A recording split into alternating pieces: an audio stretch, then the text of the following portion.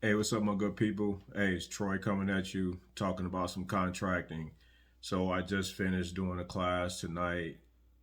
Did a free session to a Facebook group that I manage, and tonight we talked about the difference between RFIs, which are requests for information, sources sought notices, requests for quotes, and requests for proposals.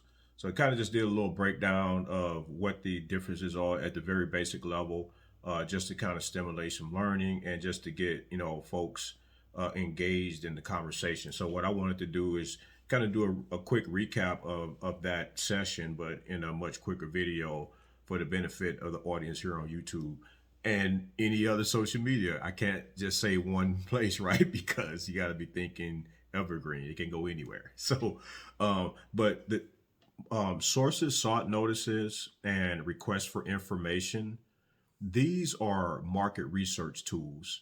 The federal government uses sources sought notices and requests for information as a tool to gain information. So, example, for the sources sought notice, the government's trying to figure out if they can do a particular type of set aside, or if there's a certain amount of folks in the set aside out there that they may be looking at, or they may be trying to determine if they have to do full and open. Maybe there's not any small businesses out there, and by virtue of doing a source of sought notice, they can confirm that there is not any small businesses or small disadvantages businesses out there.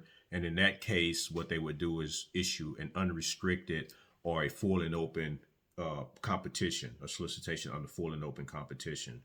The other market research tool was request for information. Now, request for information, many times what's happening here is the government's trying to validate their information. So they have information on the procurement that they're pursuing, but maybe they're not completely sure about some of the information, or maybe there's some gaps. Right, the industry is the expert. The government has a requirement, but industry, industry meaning small business owners and companies out there that are providing their products and services to the government, generally speaking, that's where the expertise lies. That's where the ingenuity and the creativity comes from, the small business base.